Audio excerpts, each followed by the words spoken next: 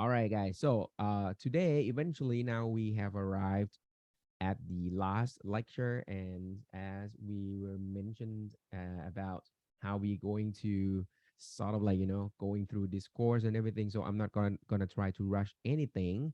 Just go as far as the time is allowed for us to learn. So what we have for you today is the continuation of the Gauss's law and its application. So what are you going to see today is the application of the Gauss's law on top of what we have already seen last time, that you can use the Gauss's law to evaluate or calculate the electric field, right? So we don't need to perform that Coulomb's law along with the integral and all the stuff.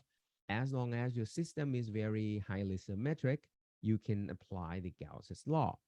And what we are going to learn even more today is once you can figure out the electric field using that Gauss's law, then there is a device that's named capacitor. That, I mean, in the process of calculating the ability of this device to store charge. So as the name implies, it's a capacitor. So it's like it's telling you the capacity of a device to store charges. So the ability to store charges depends on what? That's what we are going to discuss right now. And the parameter that allow you to determine how big is your capacitor, which means how big is your capacity in storing charges, is called capacitance. Okay, so that sounds good. All right, and the process of calculating this capacitance over here will need to figure out the electric field in this capacitors in the device structure. And after you have already calculated this electric field, which we're going to apply the Gauss's law, then we're going to trace back using all the definition of the stuff that we have learned and eventually arrived at the value of the capacitance. Sounds like a good plan? All right, so I'm going to go through this step by step so you have a chance to see how things sort of like, review itself out. So let's take a look at the main structure of this device that's called capacitor. So it simply look like this. So think about it if you really want to store a charge. So it means, of course, there must be charges inside your device. And the way that we can do that easily is by moving the charge. Yeah, it's just moving around. So think about it. If you can transfer charge from one piece of equipment to the other, for example, like this one, you have two pieces of objects here. And if you think about it, if you transfer charge from one piece to the other when in originally they were neutral, so it means pretty much there's no net charge there. So that means one piece going to turn positive while the other piece will turn negative. Does that make sense? All right, so that means if you let the charge, sort of like remove a positive charge from one piece, that piece will turn negative because of the positive charge deficit. So that's what it is. So the structure of this device, the capacitor, is very simple. You just have two pieces of some material, and eventually you just transfer charge from one piece to the other. So one piece will turn positive and the other will turn negative with the same amount. Okay. And of course, around this, the space around this will definitely generate electric field. So that's why you start to be able to see there is electric field lines around. Okay, of course, electric field still coming out from positive charges and ends on negative charges as usual. So nothing has changed. And not only that, we have already learned that the space around positive charge will have higher potential, right? We already got that one, okay? And the space around negative charge particle will have low potential. So we were doing some sort of like a contour plot saying that around the positive charge is like the top of the mountain, and around the negative charge is something that you're going below the ground or the sea level, right? Something like that. That was the idea of the potential. It's the same thing as the elevation. So when you move positive charge from one piece to the other piece, So you start to, of course, generate potential difference. Does that make sense? It's automatic. Okay. And of course, the left will have a higher potential than the right because the positive charge is around your left side of your device. Okay. And one thing that we're going to agree while using this V notation as a potential difference is it's the same thing as delta V that we saw before. So I don't know why they kind of like dropped the delta sign. I don't know. I think maybe they're just too lazy to write delta all the time because we already saw and we agreed that every time we try to utilize the concepts of potential, usually we will deal with just the potential difference. We usually we don't talk about potential like in an absolute sense, right? It's always relative to something. Even just a point charge, we always taking the reference to be at very, very far away. V equal to zero at infinity, on and on. Right. So that's why you can draw V or you can sort of like write down delta V. They are uh, giving you the same meaning. It's a potential difference. So that means that's it. That's the device that allow you to store charge. So when you want to hook things up, of course, you're going to have to connect something to transfer charge from one piece to the other. Once you transfer is done, then you just unplug that and the device will just be left hanging like this. One side is positive, the other one is negative, and it's ready to be discharged on other things. Yeah. So that's what this device is all about. Okay, so now what kind of capacitance, which is going to be the parameter that allow you to determine how big is your storage, how big is your capacity. So the concept of this one is going to be very straightforward. So the way to do that is just like, oh, John, okay. So if you really want a big capacitance, that means you want big Q, right? The bigger the magnitude of the Q, this means you have more charge stored inside this device. And it will be very good if you can do that while introducing very small potential difference. So when you have potential difference that is small in value, so it means it's easy for you to move charges from one side of the capacitor to the other side. Does that make sense? So, all right. So it's like, okay, first you want Q to be big as possible. And in the meantime, if you can do the Q to be so big while using just small amount of V, that means this capacitor must be really huge. You can, keep pushing the charge from one side to the other side, and then you can grow the amount of charge so big. That's high capacity. So intuitively, you probably want to define the capacitance to be just that ratio. And that's it, guys. It's done. Okay. All right. So capacitance is just the ratio between the amount of charge per unit potential difference that you introduce across those two sides of the capacitor. Or you can rewrite this one as the amount of charge is just a product between the capacitance times the potential difference. Cool? All right. And that's pretty much how you define your capacitance there. And just look at the units a little bit. The charge has a unit of coulomb. The potential is a unit of volt. So coulomb per volt has a special name. It's called farad, right? Honoring Michael Faraday, right? The father of electricity and magnetism, on and on. So that's what it is. And the details, how can we deal with this? This is more interesting, actually. All right. So definition is there. It's kind of like simple enough, intuitive enough. But the way that we're gonna actually build this capacitor now, you have to take a look at the geometry of this. What type of material? What is the shape of the materials that you're supposed to set up to give you a capacitor? All right. So in general, if you look around in your appliances, your electronics devices, and all the stuff, you will see components on the circuit board. It looks like this. So every time that you see something like this is capacitors.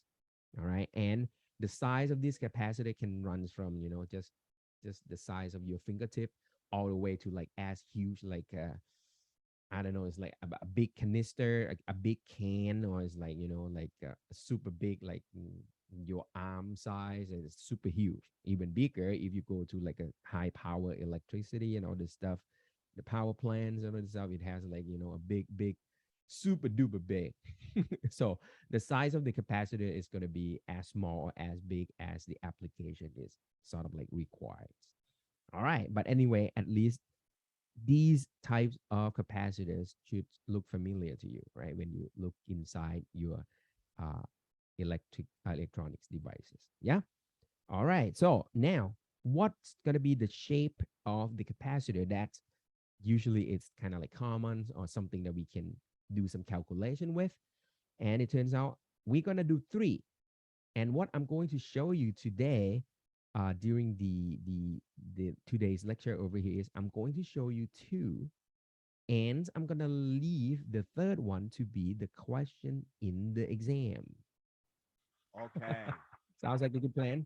So that's mean this lecture over here, I will tell you exactly what will be the question in the exam. So I'm gonna tell you one question that's gonna show up, and I think this one everyone should be able to do it.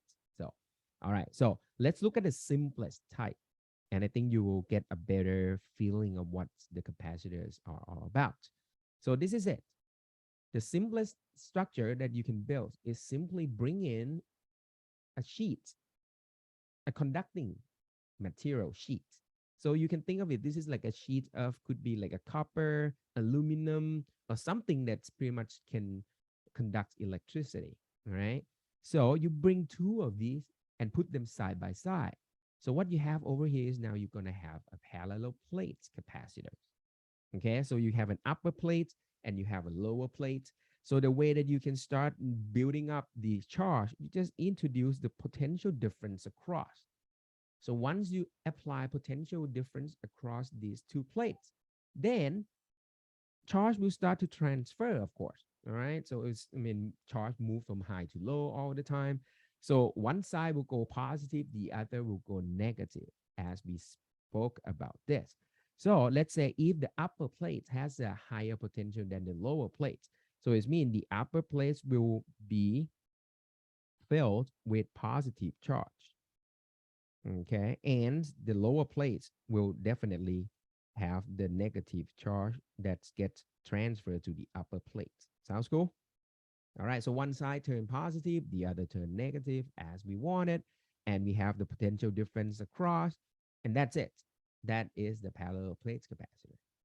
Now you can imagine that, okay, if I wrap this plate, instead of having like this plate to be just a flat plate, I wrap it around, but I wrap it in like a three-dimensional way.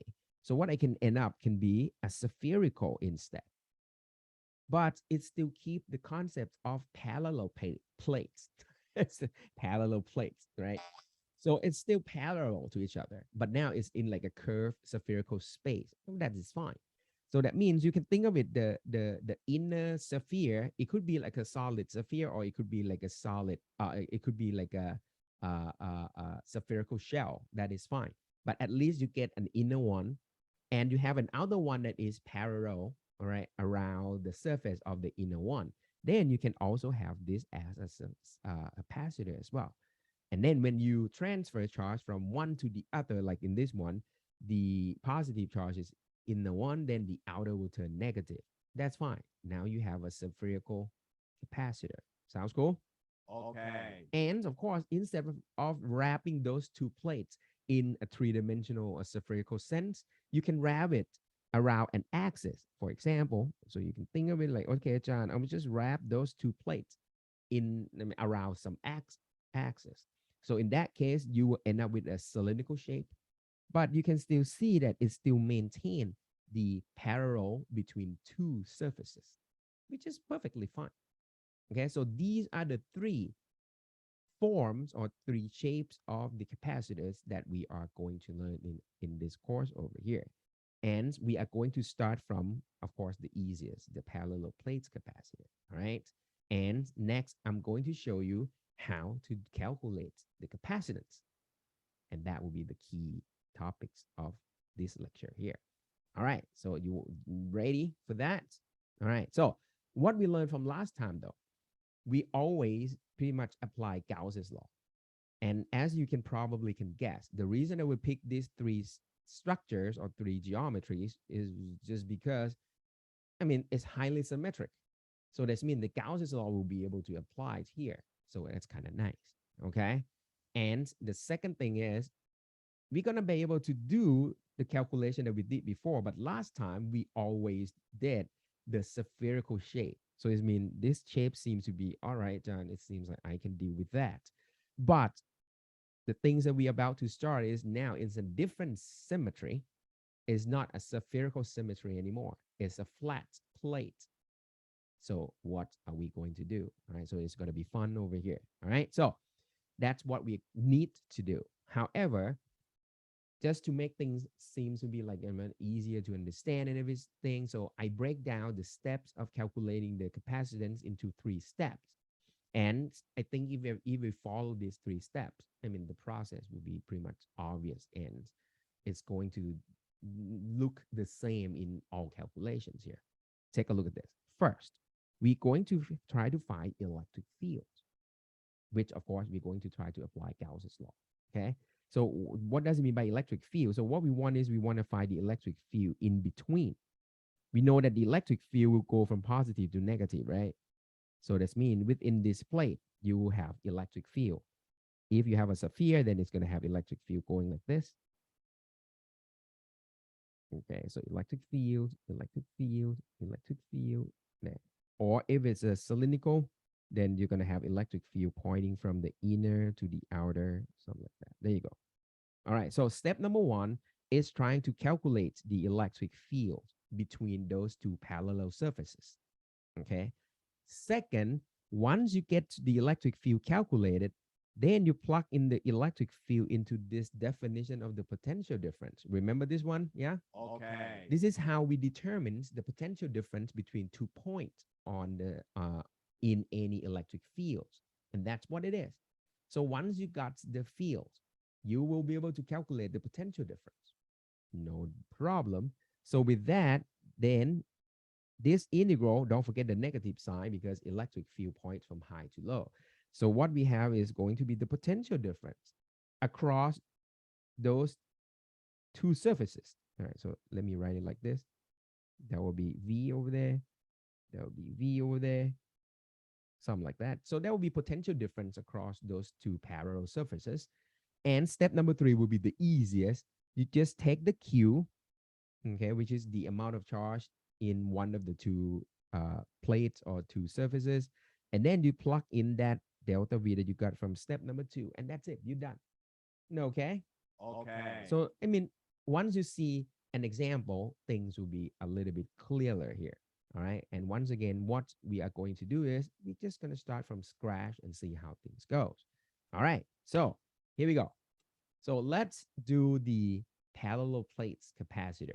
But of course, because this is a new symmetry, but new kind of problem. So what I'm going to show is, I think, let's do this thing together from scratch. I think that's going to be a lot more fun that way. So what we are going to have to deal with is now, think of it, if you have like a 2-dimensional sheet of charge. So that means what you have over here is just like, okay, John, I have positive charge, positive charge, positive charge, positive charge, right? And then you sort of like put it in like a 2-dimensional sheet. So let's think of it like a super thin sheet of charge like that. Okay. And then you just pretty much put the charge on top. Positive, positive, positive, positive, positive, positive. All right. So now the question comes in. What we did before with the Gauss's law is we use only the symmetry argument.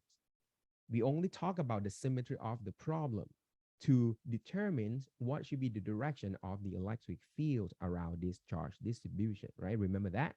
So here comes the question. What should be the direction of the electric field around this 2-dimensional charge distribution? Don't need to be that big. All right. So think about it. It's like you have like a piece of paper, super thin, and you have charge, okay, distributed uniformly across that piece of paper. and then you standing in front of the paper, you could be like a tiny, tiny, person there standing in front of that paper. What should be the electric field? So first things first, you probably think about John. It's gonna be complicated because if you imagine starting from scratch, electric field will point in all direction, right? Point in all direction, point in all direction. But then toward the center, you're gonna have tons of the electric field that you have to add together. Does that make sense?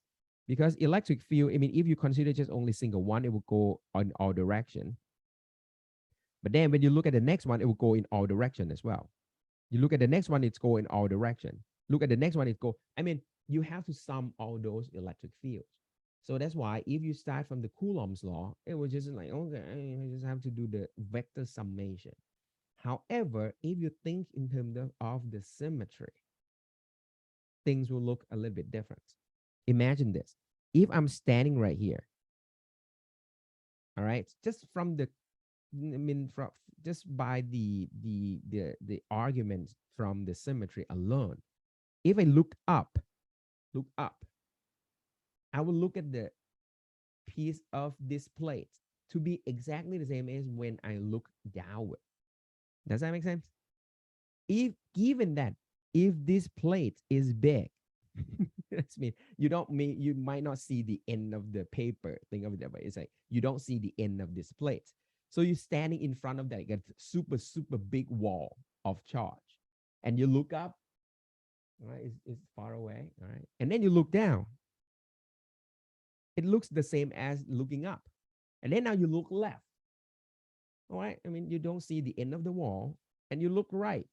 And now you can turn 360 degrees. You look around.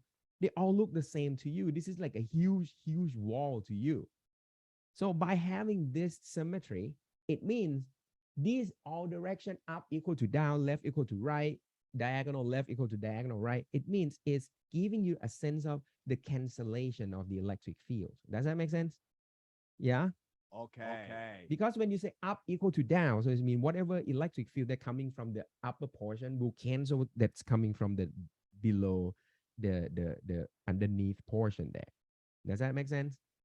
All right. The upper half will contribute the same amount as the lower half, and they are eventually going to cancel each other. The only direction that doesn't give you the cancellation is where? When you look away from it. Because when you look into the wall and you look away from the wall, they are different. So when they are different, there will be no cancellation effect. And that suggests that's the electric field supposed to point outwards, perpendicular to the wall. Does that make sense?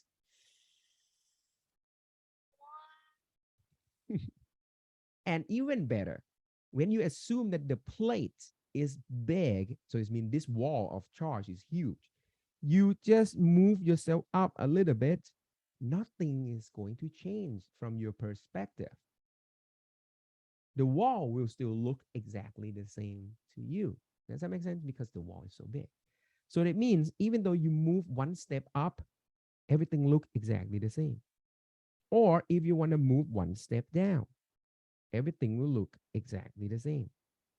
Same, same, same. So that is the suggestion that when you have the symmetry like this, it's like just a simple piece of charge. Electric field supposed to come out perpendicular to the sheet itself. Cool? Okay. Maybe? And of course, the other side will look exactly the same. Okay, it's go the other side as well. Nice. All right. So that's the conclusion. And people still, I mean, for those of you that still worried about the end effect, so it's mean, of course, it will look nice and neat. But what if you stay very close to the edge of the sheet? Of course, in that case, then electric field is just coming out crazily.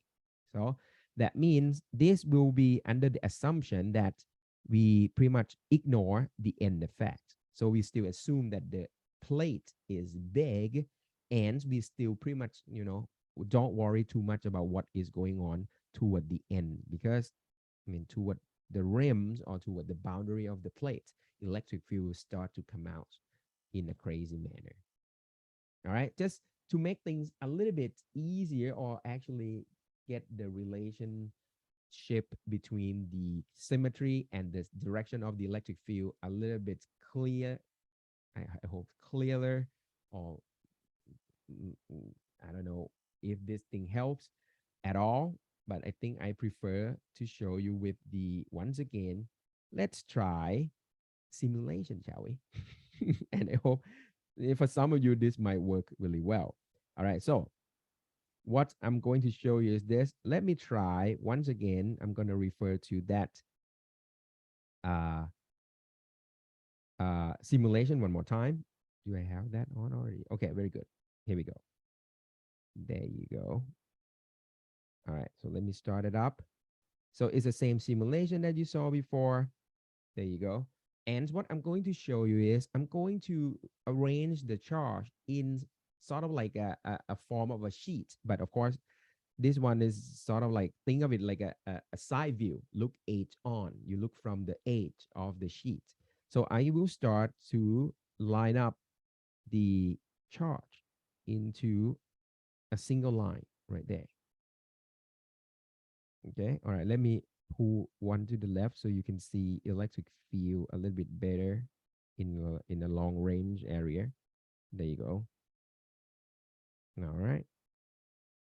There you go. Oh, there you go. All right. I'm building up. You start seeing something here. Here we go. Keep going. Keep going. Keep going. Keep going. Keep going. Keep going. Keep going. All right. See? I hope you start to see it at toward the center of this plate. Electric fields coming out quite perpendicular to the plate itself. Very nice. All right. Even though, of course, in detail, I mean, this is a simulation here. So, and I didn't put the charge to be so close to each other. So if you imagine that if I have like, Avogadro numbers of these and like I have like tons of charge smoothly distributed across, then electric fields should come out perpendicular to it. But then when you look toward the upper edge and the lower edge of this plate, then you start to see the electric field start to spread around, which is fine. Right? We're gonna ignore those effects. Right? We're going to stick around the approximated that electric field coming out in a perpendicular fashion direction with respect to the surface of the plate itself. Cool. All right. So it's kind of like, okay, John, got it. That looks fine. Now it's time that what else can we do with it? All right. So if we sort of like agree that it's going to go in this direction, now imagine next. All right. So this is what we have. So look at the side view a little bit. Oops, sorry. There you go. Now we agree that electric field come out in a perpendicular fashion, perpendicular, perpendicular, perpendicular, perpendicular, yeah, on and on and on. Very nice. Okay. And it's going to go the same thing on the back side as well. So because we have two sides of this, so no doubt it will go that direction to the other side as well. Now, how much is the electric field? We want the magnitude of the electric field now. All right. So now we know the direction. Now we want to calculate the electric field magnitude. And here comes the Gauss's law, guys. Remember, we have to imagine our own Gaussian surface. And the way that we imagine this one is we trying to utilize the symmetry of the problem. So it's mean we try to come up with, a clever, uh, sort of like a shape of the Gaussian surface. That's the next step of the calculation is going to be simple.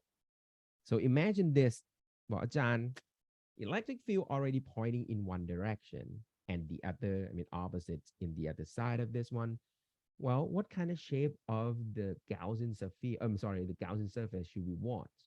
We're not going to do with the sphere anymore, of course, because this system doesn't have any spherical symmetry whatsoever, right? We forget about the sphere. We're not going to do any sphere anymore.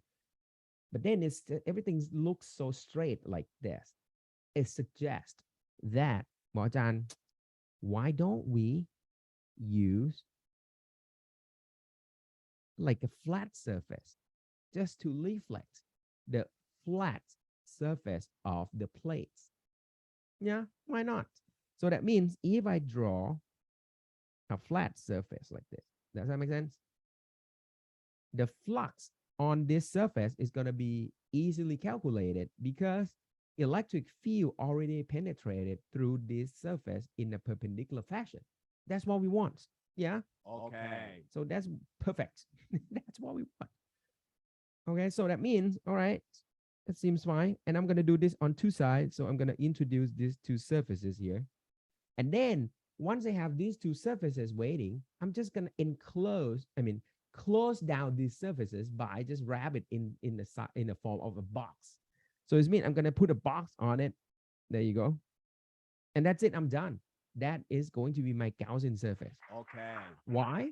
Because you know as well that, Ajahn, there will be no flux on the top, the bottom, the front, and the back sides of these walls, because there's no penetration of the electric fields. Electric field only go in the horizontal directions. So the only two surfaces that you have to worry about in the flux calculation is going to be the left surface and the right surface there. The one on the top, the bottom, the front, and the back won't give you any flux. Does that make sense? All right. And that's what we are going to try. We are going to try to calculate the flux through this surface of this box. So let's do that. All right. So flux net is going to be the flux on the left. Let me call L. That's the left-hand side. Yeah. Plus the flux on the top on here. You see where I'm at? Yeah. Flux in the bottom. That's the bottom. Okay, let me draw this one here. Bottom here. Flux on the top, the front, the back, and the right side. The right side is going to be flux on this surface right there. Cool? And we have already seen that top, bottom, front, back won't get any flux through. So they are all gone to zero. Bye-bye. So the only thing left for you to calculate is just the flux through the left and the right surfaces. All right, so look side view. So this is what happening. Here, let me extend these lines. So side view, it will look something like this. The box will go here. There you go. Cut through this. There you go. That's it. And the area that you really want to calculate, this is the left-hand side area and the right side area there. With me, guys? Cool. And not only that, you have already learned that area now is defined as a vector. And the area vector points outward from the enclosed volume. So that means the area vector is going to point out on the right side. So let me call A sub R with the vector form here. And the left side, the area vector will point to the left, like that. So look side view, this is A R vector. Look on the left, that's A L vector. Cool. All right. And when you combine this one, look at the left side and the right side, but Ajahn is already parallel to the electric field. Electric field already point parallel to those. Perfect.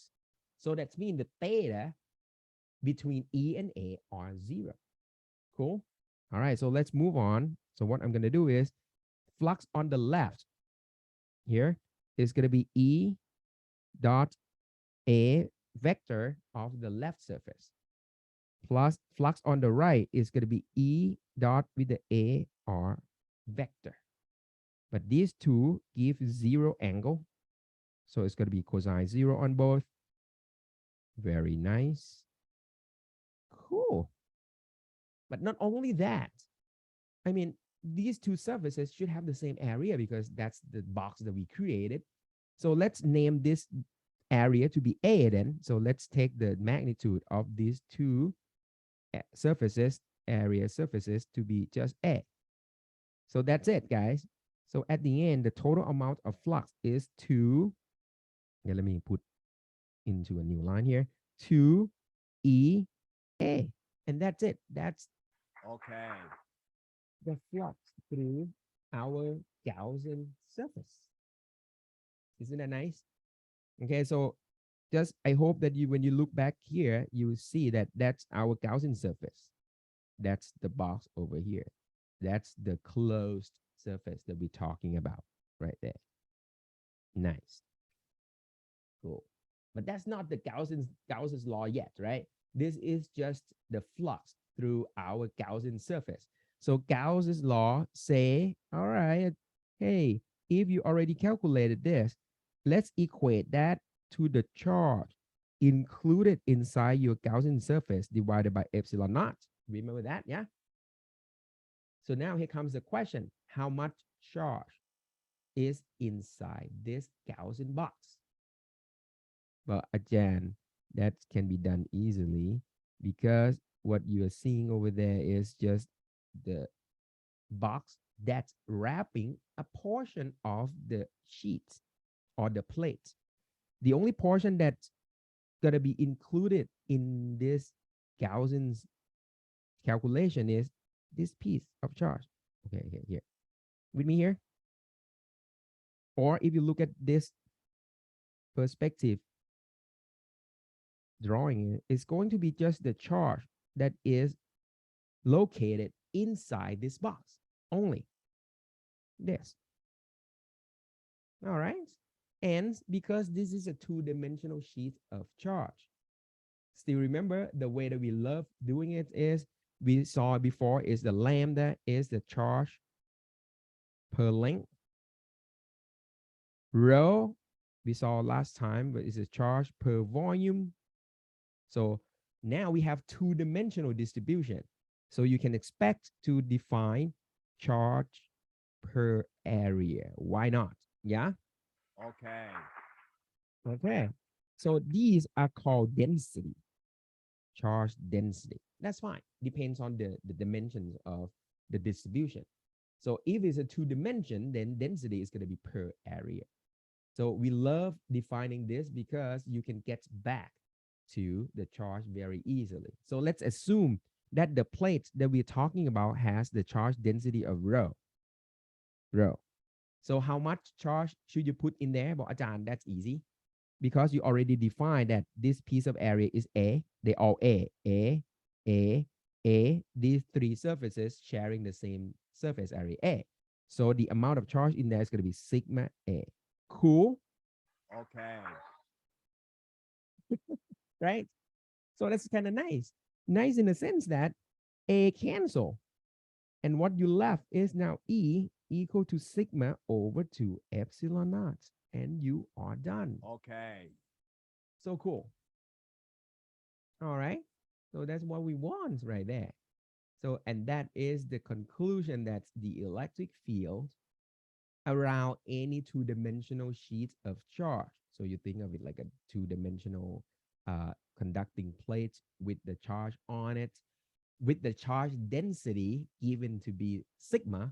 Electric field around this is going to be sigma over 2 epsilon naught. And you Okay. that's how to apply Gauss's law there. So cool. All right. And of course, Bojan, can't we do the Coulomb's law instead? Well, yeah, of course. If you want to do Coulomb's law, that's fine. You can start by slicing your charge into a tiny piece, and then you do the electric field calculation here, right? KQ over R, which is going to be calculus. So it's going to be K dQ over R square. And then you slice another dQ to the next one, dq next one here, dq in the next one. And then you have to do this calculation here. And don't forget, you have to sum the electric field from this tiny dq in the vector summation format. And don't forget is the charge distribution in 2D.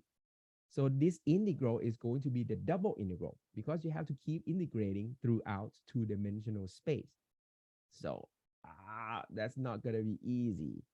So I mean, double integral with the vector summation built in. No, don't do it. All right. This is a lot easier. Okay. Sounds cool. All right. And once you get that one, then now you can come back here and understand this upper figure already. All right. Now, one thing to notice though, but Ajan, this is nice results because it's saying that the electric field depends only on the sigma, which is usually supposed to be a constant, right? And epsilon naught is already a constant. So what it's saying over here is it means in front of like a too big piece of charge, electric field will be the same no matter where you are standing. Isn't that cool? Okay. So that means you can stand here, you can move a little bit away from it, move down here, move on the other side. Doesn't matter where you are. Electric field magnitude doesn't have any distance relations. This does not relate to the distance at all. So it does not depend on the distance from the plate to the position that you are standing. This is so cool, right? So it's just constant all over the place, which is kind of like, okay, you have already noticed a little bit from this simulation here. If you look at the size of the arrow, it seems like, yeah, you can, go up a bit, you go down a bit, you go out away. I mean, it looks pretty much the same. So it's pretty close. All right. And don't forget, I mean, you have to assume that this plate is super big first. All right. So, I mean, you just have to concentrate yourself toward the center area of this plate. So everything will look fine. All right. So that's kind of nice and neat. So that's a result that we got there. Okay. What else do we need, guys? So once we get that, there is still something else that's not exactly the same as what you're seeing here. But then a factor of two disappear. So it's like, what is going on here? Two is disappearing from this formula. So here comes the reality. So what you're looking over here is just a two-dimensional sheet of charts, right? But in reality, okay, let me add one more page here. So things get a little bit more complicated in the sense that in reality, you're gonna have like, if you want to say about Ajahn, I want like a piece of copper, piece of aluminum. There's no way that the aluminum or copper is gonna be like super, super duper thin, like infinitesimally thin, right? It must, have some size. It must have some thickness. Okay. And now you imagine this. If you spread around the positive charge on that, so you have like a bunch of positive charge, okay, and then you want to throw them all in on here on this. Let's say this is copper conducting material here. So what will happen to these positive charges? What do you think? Hmm. Done. Well, it's conducting, so it means these charges can move around this copper plate freely. So now you just imagine that if these charges are you, so let's say this is your friend, including me, let's say, and let's say your copper plate is our classroom, right? Think of it that way. So we are floating around pretty much. So we just, scramble into this room. But don't forget the Coulomb's law. When you have positive and positive charge nearby, you're going to experience a repulsive force, right? Because we are going to repel each other all the time. So that's mean you're not going to be able to stand at one point and then have your friend nearby like this. No, that's not possible, right? Because you're going to push each other around all the time. So it's mean this is going to give you dynamics of the movement of the charge until you're going to end up somewhere. You're going to stop. I mean, you're not going to be able to keep moving. You're going to find your own equilibrium point somewhere. Where should it be? What do you think? Imagine that you guys are all positive charge. And you enter the room, you push yourself, you push your friends, you push everyone around you. Well, hey, stay away from me. But everyone doing the same thing. Hey, stay away from me. Hey, stay away from me. Where are you going to end up? What do you think? Yeah, eventually you're going to end up somewhere that your back has to go against some walls. It could be against your ceiling, against the floor. That's when you're going to stop. And you're just going to spread around as far apart as possible. Does that make sense? So at the end, you guys are going to spread around just the outer surface of this conducting material. Does that make sense? Cool. So that's what it is. That's what happened. So those charges will distribute uniformly. Well, I'm not writing uniformly there, but that's what it is. So it's going to distribute uniformly across the surface of the conducting material there. Okay, I'll try to make it as uniform as possible. There we go. All right. So just only outer surface of this one.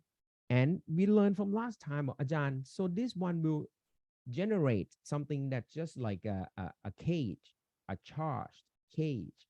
The one like you have a container that get charged. So you are having like a, like a shield. And that give you the zero electric field inside. Remember that we did discuss this last time. And that's why it has the bottom figure over here that explaining the reality of the whole thing that okay, in reality it must be the material that you use to build a conductor. It has some thickness, and once you have some thickness, when you have a net positive charge on this plate, the charges will distribute it only on the surface. And when you have that, the electric field inside will just disappear. That's why you only have one side to figure, and that's why factor of two just disappear. Because if you think about it, there will be no more electric field that point toward the other side. There's only electric field that's fill up just only one side of it.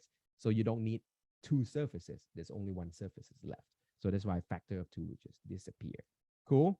Okay. All right, guys. So that's it. So that's how you calculate the electric field from, you can think in the upper case is a two-dimensional sheet of charge. The lower case, we apply that to a realistic case that the distribution is just on the surface of a conducting material. So the other side, the inner part of the conducting plate will have zero electric field. So you get rid of that factor of two. All right, but no matter what you're trying to get to, eventually you are going to generate or you're building a capacitor. So that means you're going to have nearby plates with a negatively charged particle, which is fine. Okay. So the behavior will look exactly the same. So it means on the other piece, the negatively charged particle will only spread around just only on the surface, which is no problem. And the electric field will just pointing from positive to negative, just like before. Nothing has changed. That's what it is. There you go. Here we go. And you can imagine that the electric field inside is zero already. And the electric field outside is supposed to be zero as well. Why? Because the contribution from the positive and negative plate is supposed to be exactly the same. So, I mean, the electric field away from it is supposed to be zero as well. That's fine. Approximately, of course, it's not going to like go to zero. But I mean, for us, we're doing some approximated theory over here. So we can assume that the electric field outside is going to be zero as well. So in conclusion, you can conclude that the electric field between the plates is sigma over epsilon naught, and you are done. Isn't that nice? Okay, so I hope this give you sort of like the applications of the Gauss's law in finding out what is the electric field around a two-dimensional sheet of charge, or in the application in the capacitor when you have two capacitors side by side, but it's coming from the real conductor. So electric field inside the metal or conducting material is just go to zero. So you get rid of the factor of two there. Cool. Already. So with that, I think I'm going to take a break right here. But to take a break, then I'm going to take a break by doing this. Yeah. Here we go. That's what we want. I'm going to generate my capacitor now. If I do it properly. Try to arrange it nicely. So as you can see in this simulation here, the electric field outside, I mean, if you look at the left side and the right side, it doesn't go to zero because the amount of, oh, I ran out of charge. They don't allow me to do a lot. Oh, shoot. That's it. All right. Anyway, that's not good. Okay. Can I return? Oh, I can return. Oh, I can exchange that. All right. Very good. There you go. All right. So as you can see, the area in between the plates, we have the electric field pointing from positive to the negative side. But away from it, well, this is just you only have just a handful of charges around, so it doesn't really get a perfect cancellation there. But if you have a tons of these charges, the electric field to the left and to the right of this capacitor will just pretty much going very close to zero. Okay, sounds cool. All right, guys. So let's take a pause right here. Okay. And after the break, I will show you the step number two. What can we do with the calculated electric field that we just got? Cool. All right, guys. So take 10 minutes break right now. Yeah. Okay. So what we have next is now what can we do with the known electric field that we just calculated? All right. So let's move on next. So we already got the electric field between the plates. And step number two, if you go back and yeah, sort of like follow through this one. So we already done Gauss's law, gets the E. Now we're going to take that electric field that we got to calculate the potential difference from the positive side to the negative side, or it's been from one plate to the other plate. So let's take a look at that. All right. So the idea is this. We already done with the step number one. And the step number one allow us to calculate that the electric field magnitude, okay, just magnitude is just sigma over epsilon naught. Very cool. All right. So this is nice. Now, step number two, we want to take that to calculate the potential difference between the upper plates and the lower plates in this case, or I mean left or right, depends on the orientation. So the way that we do is just you just have to walk from one point to another point. For example, over here, I can walk from the bottom plate along that green path and ends up on the upper plate. So you can call this your initial point and that's your final point. Okay. And it's just the same thing as when you do the potential between 2 points. Like you go from the ground to the top of the screen. Okay. What you're looking at is just a displacement, right? So over here, you're walking upward. So you kind of know like, oh, I'm walking uphill. So I'm going toward the higher potential energy. Yeah, we speak under the gravitational potential language over here. So it's going to be the same scenario that you see over here. See that? Electric field in this case the textbook already oriented downward, so it's sort of like resemble of what we just did with the gravity. You walking from the lower plates to the upper plates, so what is going to be the potential difference? See, so that's what it is. So take a look at this. But Ajahn, that's nice because when you're walking up, your ds is pointing up. Your ds is just a displacement vector that you slice into a tiny piece. All right. And your electric field vector is pointing down. So that's your electric field vector. So from here, that's mean when you do the dot product, what you get is going to be, it's going to be E ds cosine 180 degree. Cool. Just going opposite in the direction, which makes perfect sense. That negative sign in the front from the definition will take care of flipping the sign one more time. And it's telling you that you are walking uphill. You're going from lower potential to a higher potential position. Perfect. That's by definition. So the delta V is going to be negative integral E ds cosine 180. But we already found out that the electric field is a constant. It's a sigma over epsilon naught. So what I can do is cosine 180 is -1. So negative cancel with the negative. So I pull E out from the integral and you do the integral of the ds from initial point to your final point. The sum of the ds is just giving you back the distance between the plates. Does that make sense? Okay. Yeah, so that means if you know that the plate separation is d, so that integral will give you d. And that's it, guys. You are done. Okay. Right? That's a wrong one. Right? So that's it. That is your potential difference between the bottom plates and the upper plates. Thinking about it, you should be able to answer this one right away. Why? Because look at this one. If you imagine that this is your gravitational field G, when you walk from the bottom plate to the upper plates, what is going to be your potential energy difference? Delta U is going to be mgd. Does that make sense? Right? Because you walk, I mean, you bringing yourself from the lower plate to the upper plate with a distance of d. So it's mean the height is h. So the energy difference from the bottom to the top must be mgh, mgd.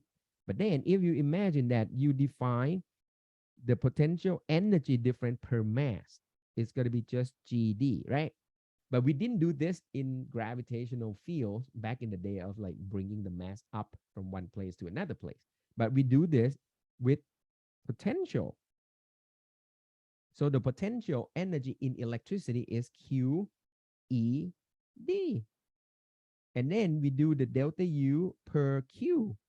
That's a E D. When we call this delta V, that's exactly what we have right here. Same thing. Cool. Okay. All right. So actually, the result of the delta V across this plate can be expected since the beginning of this whole thing. Oh, okay, John, I think okay, that's doable. All right. ED is right there. And now it's done. The second step is done.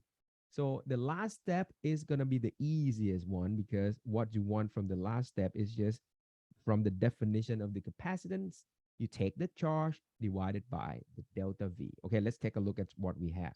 Q, that is the amount of charge on a single plate, divided by delta V. You just got delta V from the upper step, the step number 2. Okay, but then E, you just got from the step number 1 to be sigma over epsilon naught. All right, everything now start to come into the final picture here. I can flip the sigma epsilon naught to the top. And then what done? Well, we still have the Q and the sigma here. But from the look of it, if you go back and look at everything here, the sigma is just defined as the charge per area. So that means if you know the amount of charge that you do inside the calculation to be Q, I mean, the whole plate is Q, right? The whole plate is Q. And then you know if the whole plate have the area A, so the sigma is just going to be Q over A, which is perfect, right? I just did. By definition, it's just a charge per area. So that means I can replace the sigma to be Q over A. So this is just giving me Q over A. But then Q is eventually canceled.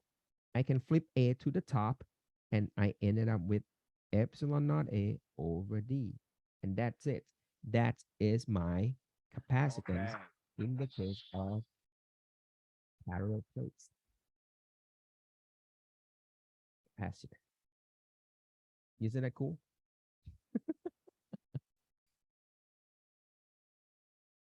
That's it. All right. This is how you calculate the capacitor, capacitance, right?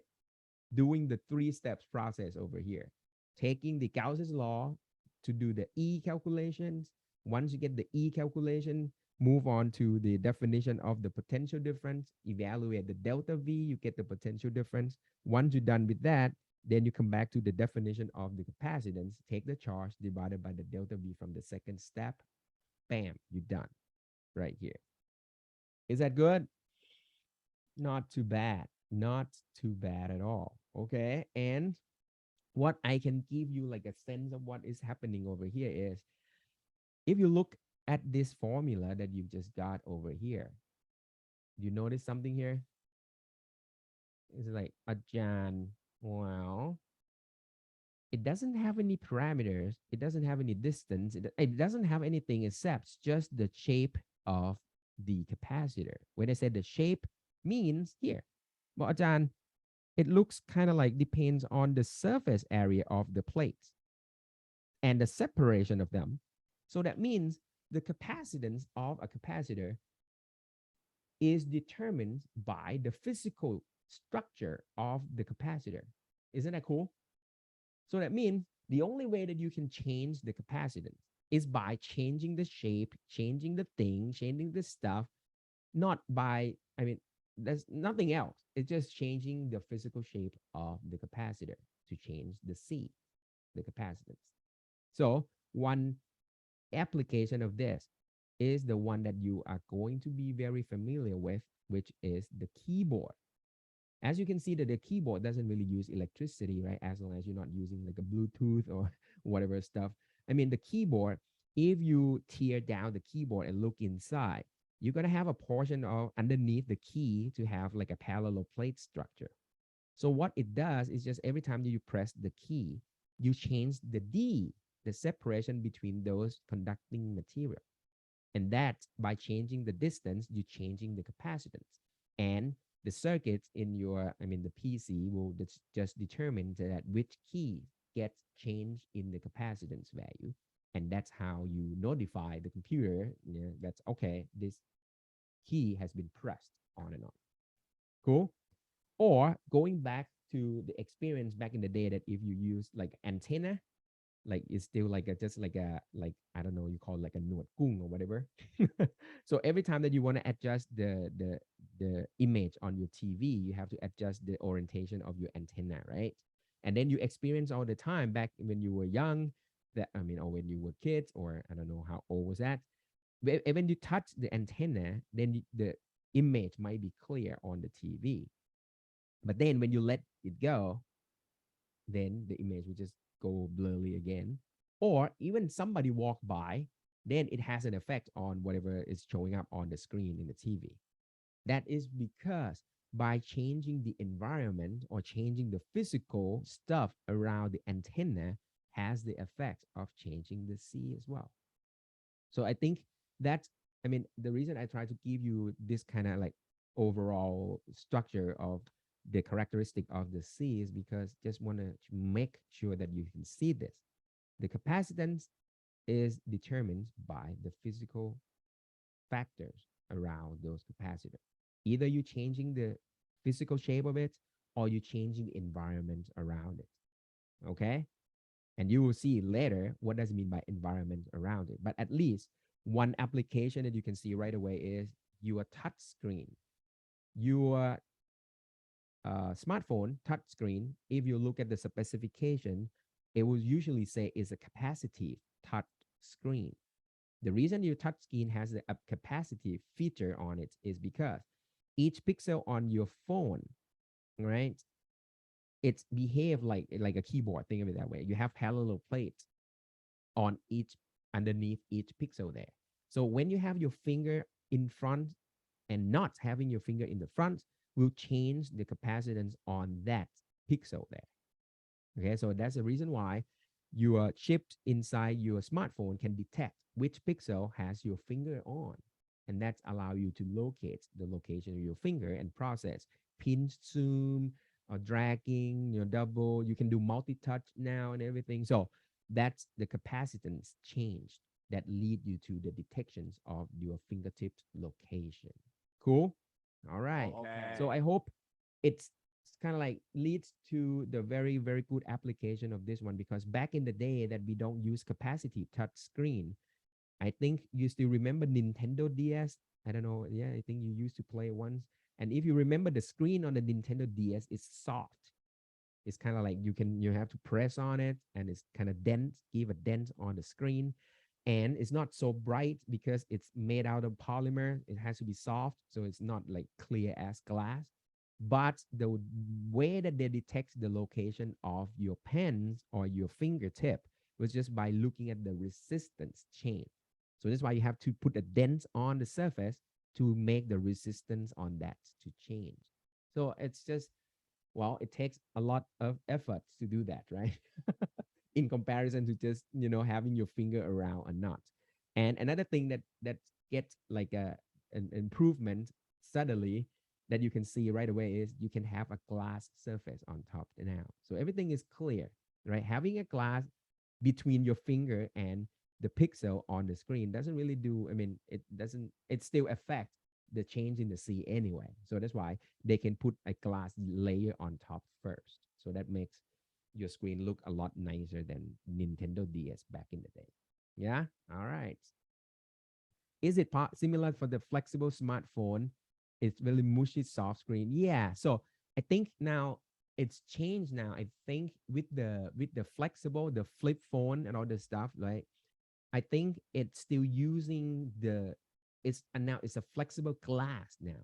So you still use the capacity uh, feature on it, but now you put it on a flexible material that has the behavior as glass. So I think that's not like a polymer anymore. Yeah, soft screen, but it's still super transparent in comparison to polymer back in the day. So so it's still all capacity touchscreen nowadays. Yeah. But it still look clear though, right? Yeah, it looks nice there. It doesn't look like a foggy, screen like Nintendo DS and all this stuff. Yeah, but Mushidi, I don't know. I think they're still improving it. Yeah, somehow. Hopefully, maybe a couple more iterations, it might be, it could be perfect that way. All right, but for now, I think, yeah, I kind of like it too, but I'm just waiting a little bit more. Yeah, better screen will come out. I hope for maybe next round. All right, guys. So that's kind of nice and neat over here that you're seeing the whole process, the three steps process of calculating the capacitance of a capacitor, right? So, all right, 56K for a phone. Yeah, I know. I'm not into that right now either. So let's wait for the price to cut in half and the the the screen is like 10 times better first, and then maybe I'm in. All right, so we are going to do this whole three steps process for the capacitance calculation one more time, okay? But in a spherical capacitor instead. So what we are going to do now is it's gonna be much better for you because you already familiar with spherical, stuff. So you did spherical symmetry problems 5 times already last time. So we're going to do it again, and I hope it will be even easier than the one that we just did in the parallel plates capacitor. Okay. All right, guys. So step number one, find out the electric field between these two concentric sphere. Woo. Too much, too much. Okay, too much. All right. Guys, so what we have is we know that electric field will come out, yeah, from positive to negative, right? Okay. And this one is pretty much like, okay, don't have to think too much, John. It's spherical symmetry for sure. So that means if you would like to evaluate the electric field between the plates, the Gaussian surface should be in the form of a sphere. So what else could it be? So let me draw a sphere. Oh, what did it do? No, what happened? Oh, it's still here. Okay. So there you go. All right. So that's my, oh, let's be a little bit there. Okay, here we go. Oh, okay, that's good. All right, good enough. Okay, here we go. That's my Gaussian surface in the form of a sphere. So what we want to figure out the flux on this sphere, of course. All right, this is gonna be like a, just redo everything one more time. So on this sphere, your surface area is going to point radially outward everywhere. All right, remember this last time. And electric fields by the symmetry argument, electric field should be pointing out in a radial direction as well, everywhere. So it doesn't mean electric field is supposed to point out in the radial direction as well. So the total amount of flux onto this surface is going to be E dot with the dA around this closed surface. But because E and dA are already parallel to each other, so it's going to be E dA cosine 0. Cool. And with that, then assuming that, I mean, we have spherical symmetry, electric field magnitude should have the same magnitude in all directions throughout this surface. So E is supposed to be exactly the same everywhere. And that's it. The integral of the dA is just a sum of all those tiny, tiny dA around this surface. So you get the surface area over sphere, 4 pi r squared. That's it. We are done. Okay. That's just the flux calculation on this sphere. And then Gauss say equate that to the charge enclosed inside this sphere divided by epsilon naught. How much charge do you see here? Well, Ajahn is just plus capital Q right there. Just substitute in there and you're done.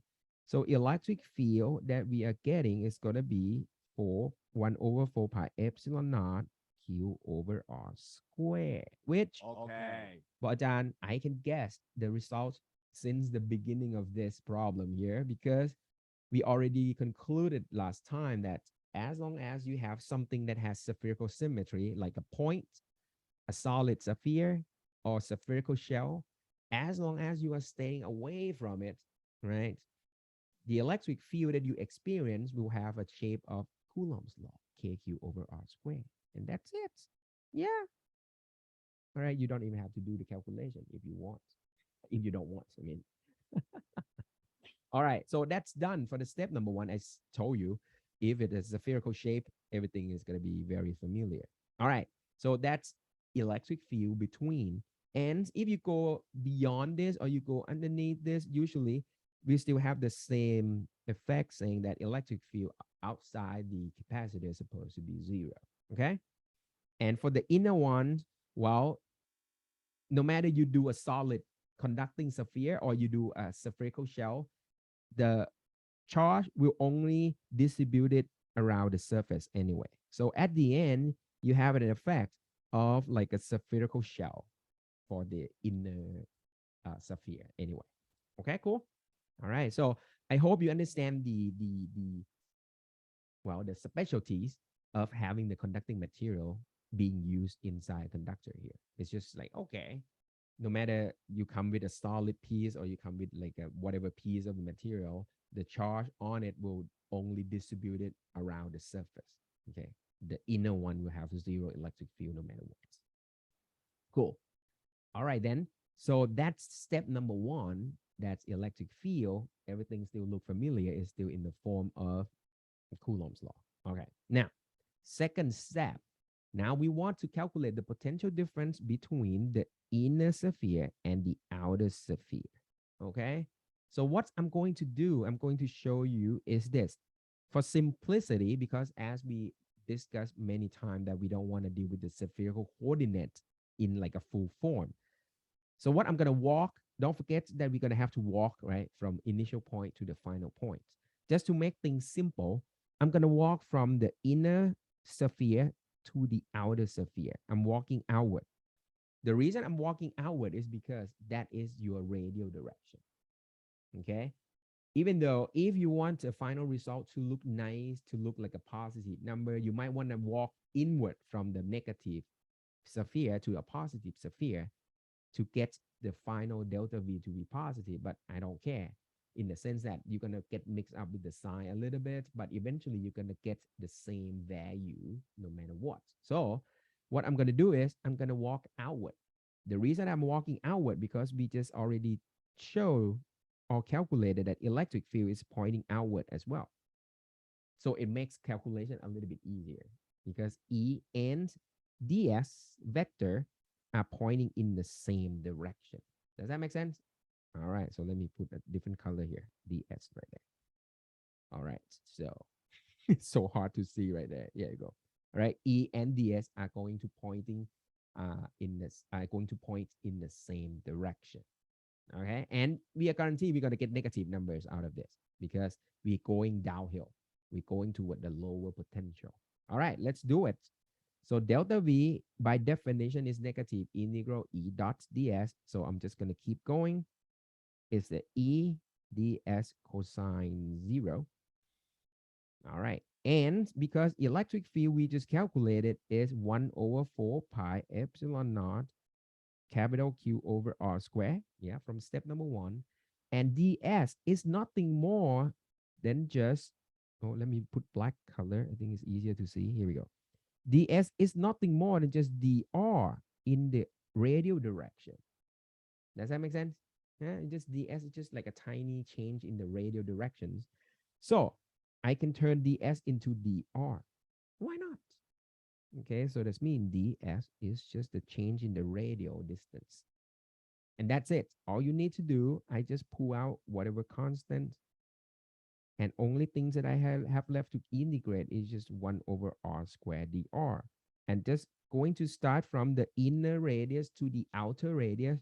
So if the inner radius is a, I'm just going to start from that. And I'm going to end my calculation with radius b. And everyone knows how to integrate this one, which is not bad at all. So this one is going to give you negative 1 over r from a to b. Cool. I'm just going to leave the negative sign in the front there because that's what I expected. I really want the final result to have a negative value because I'm going from positive charge to a negative charge sphere. So it's going to be, all right, let me put the A first because B is negative. There you go. That's it, guys. You are done. Okay. That is your delta V. And it's negative as expected, right? Because this is the value that you want right there. That's your positive value or absolute value. If you want to take away the negative sign there. Just saying that the positive sphere has the potential higher than the negative sphere by that much in the red box right there. And we're done in the sense that step number 3 will be the easiest. So to get to the capacitance, all you need to do is just take the charge divided by the delta V that you got from the second step. Let's do it, guys. Q is Q, capital Q, divided by delta V that you just got from the red box there in the step number 2, Q over 4 pi epsilon naught 1 over A minus 1 over B. And as you can see, once again, then Q cancel. Q is not in the picture, of course. We know that. Why? Because, all right, let me flip 4 pi epsilon naught to the top first. And then I can work around the number a little bit, find the common denominator and flip-flop stop there. So I can put AB in the top and the bottom is going to be B minus A. Exactly what we get right here. And we are done. The reason I said as expected that Q not supposed to show up because we already learned from the parallel plate setup that the capacitance only depends on the physical shape and the environment, right? And in this case, the shape is determined by the radius of the inner and the outer spheres. See, the only way that you can adjust the value of the C is by adjusting the radii of those two spheres. As long as you keep them in the same shape like this, capacitance stays fixed at this value. And that's it. You are done. Okay. You can imagine that if this is like a real ball, then you can squeeze it to change the C in the same manner that you change the C in your keyboard and all this stuff, right? So just press on it, change the distance between them. So over here, same thing. If sound like, smoosh them or, press them somehow, change the shape or whatever. Yeah. All right. So I hope this give you the 3 steps process that allow you to determine the capacitance of now the second case, the spherical capacitor. Cool. All right. And here comes, woohoo, the exam question. All right, guys. So my exam question, one of them, of course, this is going to be the exam question. I guarantee no flip flop, no, it's real. There's like no joke. Everything is going to be, this is going to show up in the exam. I'm going to ask you to find the C of a cylindrical capacitor. That's it. So that means I want you to show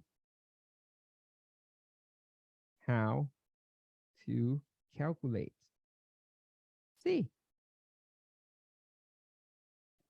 That's it.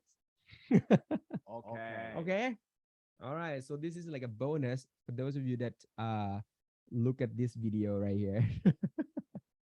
So this is like a bonus material for those that stick around or whatever. All right, but anyway, so I will have one question in the exam asking you to show. You have to show it, not just like quote the final result or just I don't know this problem back in the day that some of you just I don't know what did you do, but eventually you get to the final answer. The reason that you know the final answer already because this is it. This is your final answer. All right. I want you to show that by doing the three steps process, it doesn't have to be exactly three steps process, of course. You just show me that you can arrive to this value of the C. Yeah, by showing me what kind of explanation that you need. You probably have to figure out how to figure out the E first and followed by the potential difference calculation from the definition and then the third step doing the ratio calculation. Sounds cool? All right. So that is some sort of like, of course, I mean, we say solution. It doesn't have to be a solution. It actually is in the textbook. All right. Because this is the third example when they're trying to show you how to calculate capacitance of a capacitor. So, but we just leave this one as a problem in the exam. So, sort of like allow you to do study and get some points out of your study. Guaranteed. Okay. All right, guys, that's cool. All right, so that is it in terms of the capacitance calculations. All right, so that is the end of this lecture over here. So what I'm planning to do is, as I said, I'm just gonna teach you as the time allowed. I'm not gonna try to push too hard because that is not gonna be fair to you because you only have 1 week to study. So if I cramp too much material into this final week of class, then that's not going to have enough time for you to study. So don't worry. All right. So I'm going to take one more break right here. All right. Another 10 minutes break. And then after coming back, we're going to look at the a portion, just a single, I mean, some portion of the next handout, which related to this cylindrical sorry, which related to capacitors exactly. And I think I'm going to draw the line there. Okay, so I'm not going to push the material to the circuits analysis or electric current or anything. So while you might get less material this trimester, but I think you won't mind it much. I hope. All right. Okay, so let's take a break right here for let's do like 12 minutes or so. Let's meet up again at 10:50. And then I'm gonna show you what's more in terms of like, hey, we already talked about the way that you can adjust the C is by changing the physical parameters, right? And I already talked about, yeah, changing the environment also change the C. What does the environment mean? Okay, what kind of environment that you can change? That will be the stuff to talk about after the break. Okay, guys, take a break right now. All right, so the last portion that we will cover is only to be just the first portion of this handout right here, which is that's the continuation of what we got from capacitors and capacitance calculation is just dielectric and capacitance. What is the relationship between the dielectric and the effects on the capacitance with the different kind of dielectric material? All right, so I'll explain to you what this dielectric means and what does it do with the capacitance, and that's it. Okay, I thought at first I would have time to go through like the Sharp's rules and everything, but it's impossible. I don't think so, right? Because yeah, when we already here is already like almost 11 o'clock. So by having that dielectric explain and everything is already like halfway, almost the end of everything. So all right, so it doesn't make any sense to push anything further. So, all right, really sorry if you are waiting for that circuit analysis. I don't know. Oh, it's just eventually either one or the other, there must be some problems popping up. Ah, So the past 2 trimester was just a mess. Really sorry, guys. So I hope it's not too bad. I hope it's not too bad. Okay, guys. So let's finalize the whole thing here. We have been like going through a lot of stuff together. It's been a long time. It turns out like 3 months and a half or so. All right. So I hope you learned something. And this is going to be the last stuff that I just want to add on top of what we just had in the capacity calculation. So you're probably wondering, but Ajahn, the epsilon naught, we said it's for free space. It's like the not sign there is just for saying that, hey, if it's everything is in vacuum, you saw this one in the K is equal to 1 over 4 pi epsilon naught. So we assume that everything's around the charges that we have been discussed so far are just charges in blank space. So here comes the question. What if it's not a blank space? Like, for example, you put a charge inside water. For example, you have a glass of water and you dip a charge in there. Usually you cannot do that. It doesn't mean like you can grab one and dip it with your hands and stuff. But I mean, the idea is that. So let's say if you have a charged particle in different kind of environment, it's not just a blank space. Okay. What will happen? And this is the same thing as the question that we had with the capacitor. When we did the capacitor, we assumed that the space around those charges or conducting plates are just a blank space. So we did the Gauss's law, and inside the Gauss's law, we still refer to the epsilon naught here. So it would be much more interesting if we say that, hey, instead of having a blank space as a space in between these plates, what if we have other kind of material in between? And that's what it is. So with this, we are going to have different epsilon. That's it. Isn't that easy? So the thing is, the epsilon in general without any subscript, that is just the epsilon of the material. So that means it's going to give you the permittivity of that material, not a free space anymore. Okay? And here comes the thing. If you just want to squeeze something in between, then what does it do? You probably want it to do something for the capacitor. Okay. And one thing that you probably hope for is that a way that you can adjust the C, the capacitance of the capacitor? It would be nice if you can, because if by squeezing something in between the plates, and if you can adjust the C, I mean, of course, in general, you want it to be bigger. You want like a high capacity by keeping the shape of the capacitor the same. So as you can see, you don't have to adjust the physical shape of it. You don't have to change the area of the plates. You don't have to change the spacing between the plates. You're just changing the material between the plates. It's kind of neat and it's convenient in terms of constructing it. So what kind of material should you put in between to be able to do that enhancement of the capacitance? That kind of material, we call it the dielectric material. Okay, so let me explain this just a little bit. So the explanation may be long, but the conclusion is super, super short. So that's kind of nice. So at the end, even though you don't understand anything at all, but the end result is very easy to use. Okay, here we go. What kind of dielectric material is that? So the thing is, there are some molecules in the material that has the polar properties built in. When I say polar property, it means even though the molecules is neutral, but the distribution of the positive and negative charge inside that molecules are not evenly distributed. So that means the overall charge on it is zero, but there will be one side of the molecule that's more positive than the other side. So this molecule can display the polarity. It has some polarity on the molecules. The easiest one that you probably can, maybe you have learned about this from chemistry, is water molecule, H2O. So you have hydrogen atom, oxygen atom, and hydrogen atoms.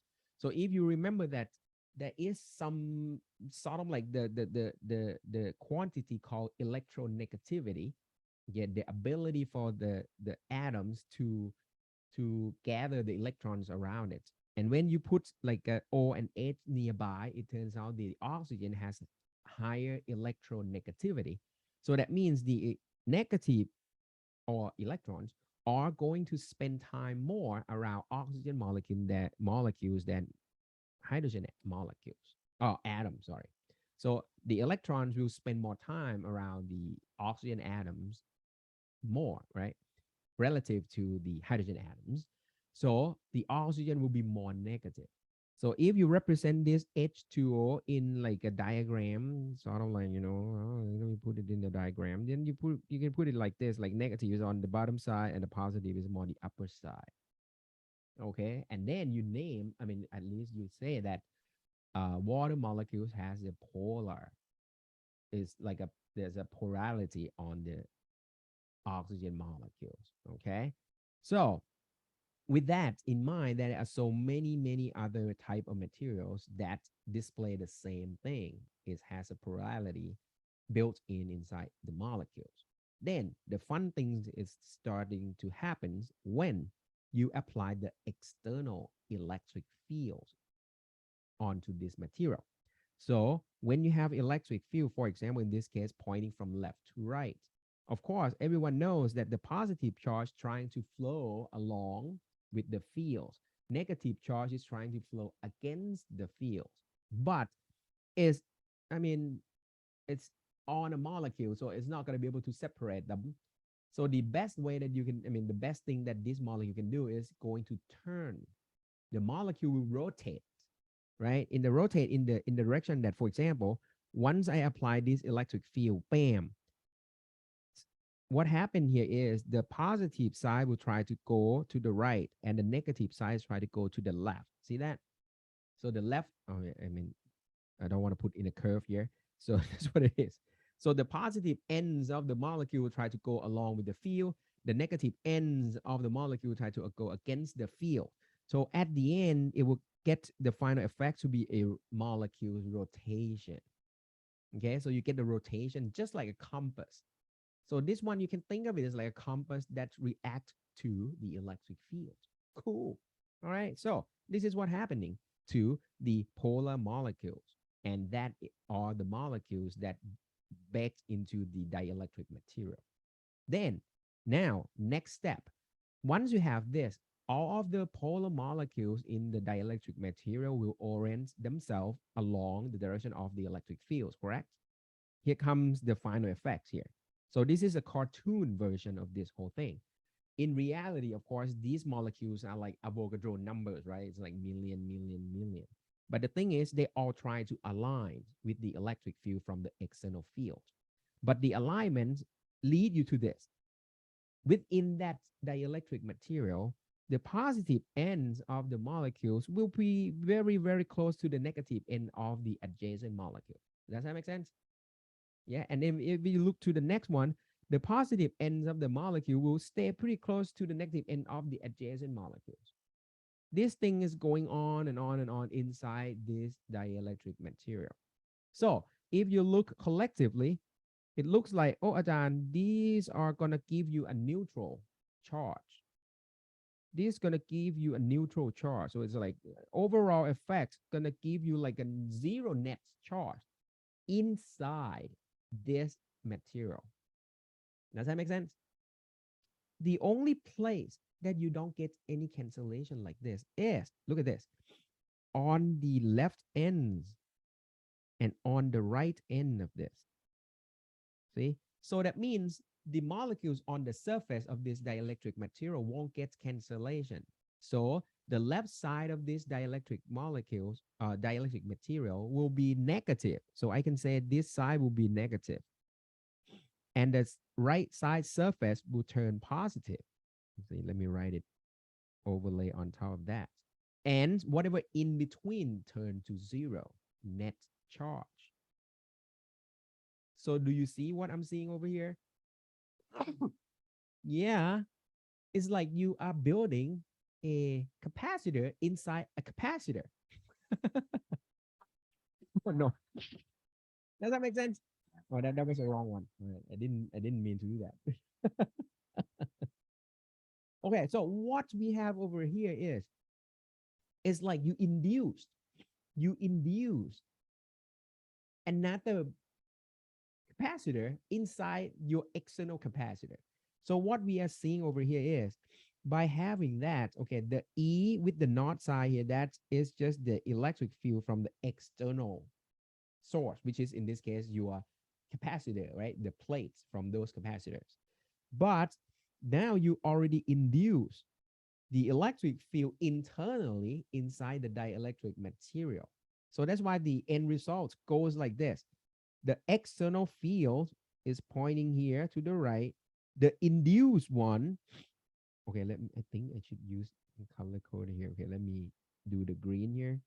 So the induced one is just green.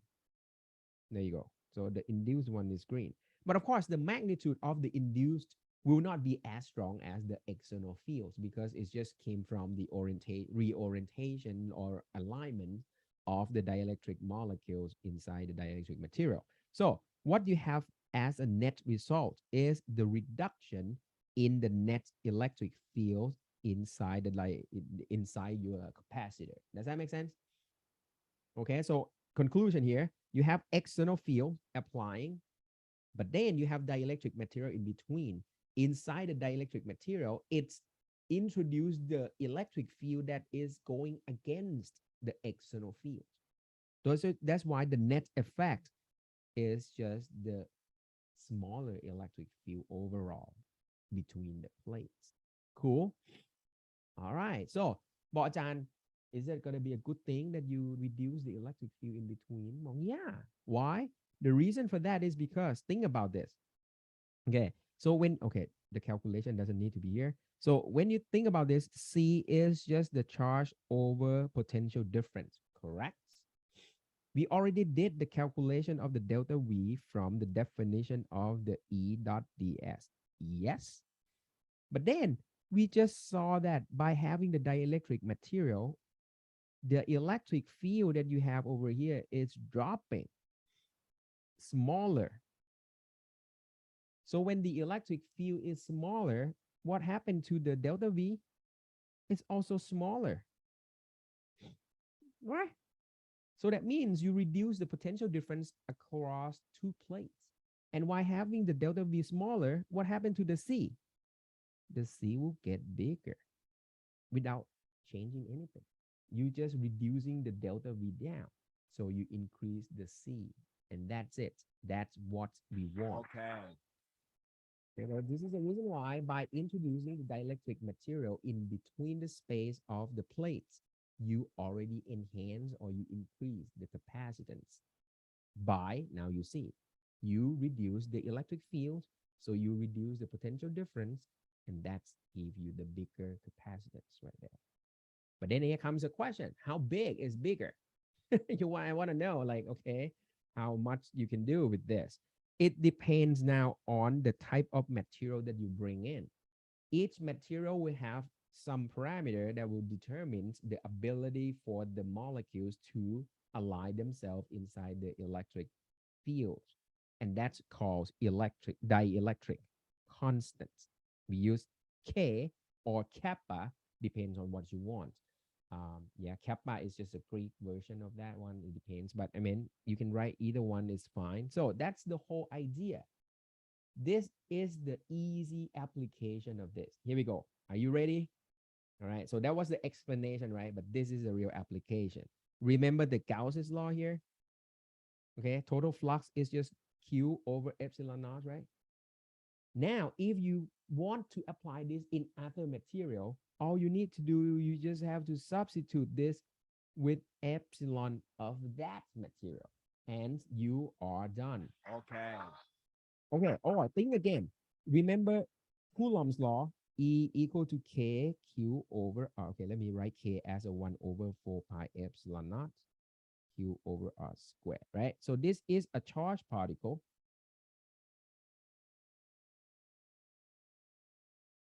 Yeah. Inside a blank space, right? Now imagine that you go, Ajahn, I want to bring this into some other material. So that means you squeeze this positive charge in other material, not a blank space anymore. And you want to calculate the electric field at the distance r away from it. So let's say at point P, distance r, what will be the electric field at point P now? So all you have to do just say E at P is now 1 over 4 pi epsilon Q over R squared. Does that make sense? Okay. That's easy. So if you don't have any other material in the, inside, the charge is not inside any other material, it's just a blank space. You just use epsilon naught, or you can think of epsilon naught as just the epsilon of a vacuum. Or if you want to put the charge in other material, you just have to use the epsilon of that material. That's how simple it is. So that's why wherever you see epsilon naught in the blank space, you can just substitute that with the epsilon of whatever material that the charge is in. However, things get even easier. It's getting better than that. What is the value of the epsilon? It turns out they express this in terms of the multiple of that epsilon naught. Make things easy. Why? Because that multiplication, the kappa that I'm introducing here, that is the dielectric constant that we were talking about. So you will see why we introduce it this way, because it makes things a lot easier at the end. When you say, hey, this material has a dielectric constant of, let's say, 2. So it means the epsilon of that material is just 2 times the epsilon naught. Does that make sense? If you have dielectric constant of 5, so it means the epsilon of that material is 5 times the epsilon naught. Make it easy to use. So that's what it is. This table will give you the list of the dielectric constant kappa. The air, a real air, is pretty close to 1 because it's not like perfectly vacuum, but it's so close. Paper, it turns out it has a little bit of dielectric constant in it. So it means paper can, do the arrangement inside the external electric field as well. Water is going to be the obvious one because water is already super polar molecules. So see that the dielectric constant is huge. It's 80. It's 80. All right. And you have some other ceramic, some special exotic material that the kappa is huge. And that start to give you an idea. And here comes the final answers to the application in the capacitance enhancement. Remember the C for the parallel plate capacitor is epsilon naught A over D, right? If we're just going to do like 3-step process one more time, the only thing that is going to change is that epsilon. If you squeeze in the dielectric material in between, does that make sense? So that means if you want to change your vacuum into some other thing, then the C with the dielectric material will turn into a dielectric. Then it will turn to just epsilon A over D. That's it. You're done. Is it good? Okay. Yeah. Because you just redo everything just like before, except instead of using epsilon naught in the Gauss's law, you just use epsilon in the Gauss's law. So at the end results, wherever you see epsilon naught, you just replace it with epsilon of that dielectric material that you squeeze in. But because we define epsilon as multiple, which is a dielectric constant, multiplied by the epsilon naught, now you see what's the final results now. This epsilon naught A over D, which is the original C, right? In the vacuum, right? So that means when you introduce the dielectric constant, so let me put the die here, dielectric. It's just going to be the kappa of the C in the blank space. So vacuum. And that's it. You are done. Okay. So that's how easy it is for you to figure out what will be the new value of the capacitance. Is kappa time. So that means if you have a parallel plate capacitor, which in the blank space, it has some particular value, and then you squeeze in the polystyrene, for example, in between, you get 2.6 times bigger capacitance in comparison relative to just a blank space in between. See? So the one that I'm going to ask you in the final exam here, see, the result that you saw before was just 2, okay, let me write on the side here, C in the vacuum is just 2 pi epsilon naught L over log B over A. Whatever happens, you don't care. But then you just turn this into kappa epsilon naught. When you squeeze the dielectric material in between, this is like, I'm going to squeeze in something in between here. Once you squeeze it in, you change the epsilon naught into epsilon of that material. And because that epsilon is just kappa times epsilon naught, you enhance the capacitance by that kappa value. And you are done. See, I told you. The conclusion is super easy. All right. That make things a lot easier and fun. no more, no more integration or anything. So I think this is like a good place to stop, right? And it's sort of like, okay, it's like cool down a little bit. It's not like cliffhanger, like cool down at, I mean, ends the course with like a triple integral or anything. Okay. So let's take a look at a couple of exercises. I think we call it done for our course here. Sounds like a good plan? All right. So you have a parallel plate air filled. So when you have an air filled, you can assume it's just a vacuum. Okay. Has a capacitance of 50 picofarad. All right. Remember the unit, right? Is a farad, but now it's a pico because in reality, 1 farad is a big capacitance. So pico is 10 to the negative 12. All right, so if each of its plates has an area of 0.25 square meter, what is its separation? All right, so part A is easy because you just directly apply the formula for that capacitance calculation. So C of the parallel plates in the vacuum is just epsilon naught A over D. So all you need to do, part A is just plug and play. So there's nothing here. So you just put 50 times 10 to the negative 12 farad.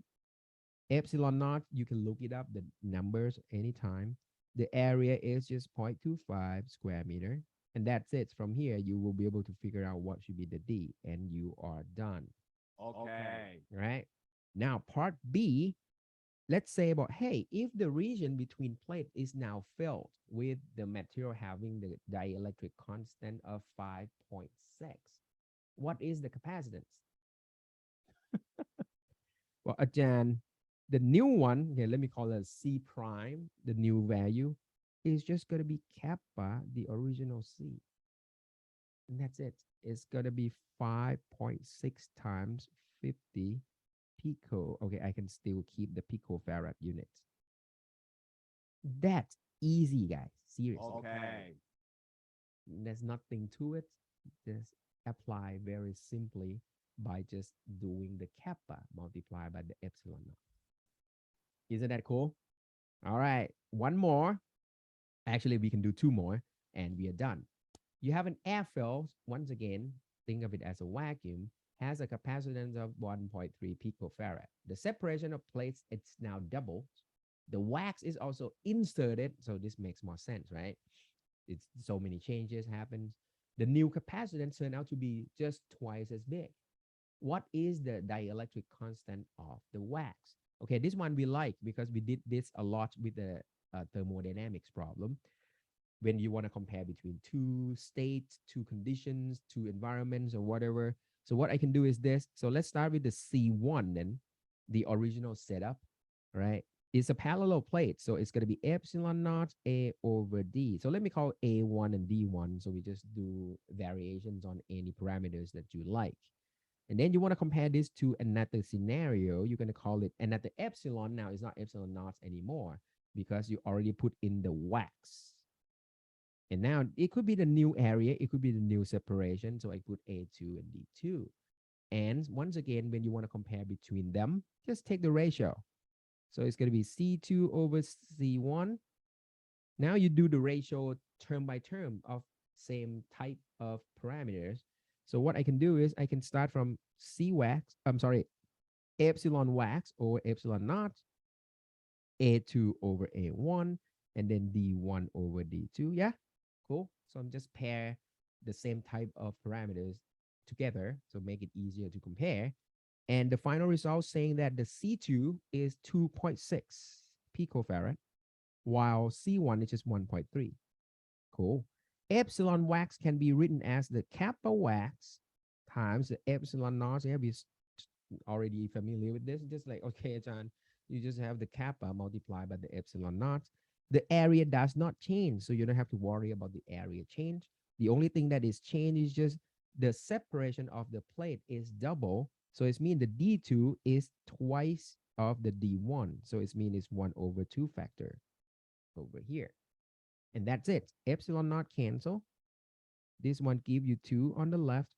So at the end, the kappa of the wax that you inserted is going to be 4. And that's it. You are done. Okay. I think it's kind of fun, right? Because toward the end, there's no complication whatsoever.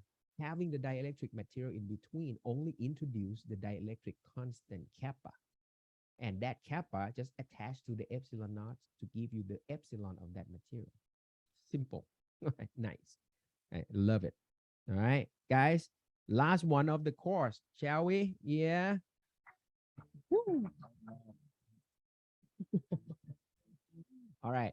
You have a coaxial cable. All right. Coaxial, this means it's going to look like a cylindrical and is used in the transmission line and has an inner radius given, the outer radius given. Calculate the capacitance per meter for the cable assumes that the space is polystyrene. See, this is a plug and play problem again, because the only thing that you need is just you just recognize that the coaxial cable is just this. It looks like this. It's coaxial. It's sharing the same axis. So you can just here use the result that I'm going to ask you in the final exam. Just take this result, plug in the numbers, and you are done. So that's it. So you say the C is just 2 pi because you use some other than vacuum. So you put a kappa epsilon naught. Yeah, that's your epsilon. And then you have this L over log B over A here. So it's the length of that tube or the cylinder and log outer and inner radius ratio. But what they want to ask you is just the capacitance per meter. So you can think of it like you just move this C to the left hand side. So this means C over L, that's capacitance per meter already. That's what you want. It's going to be 2 pi kappa epsilon naught divided by log outer radius over inner radius. And because you already learned that you have a table here, the polystyrene kappa is 2.6. So we just plug in 2.6 here.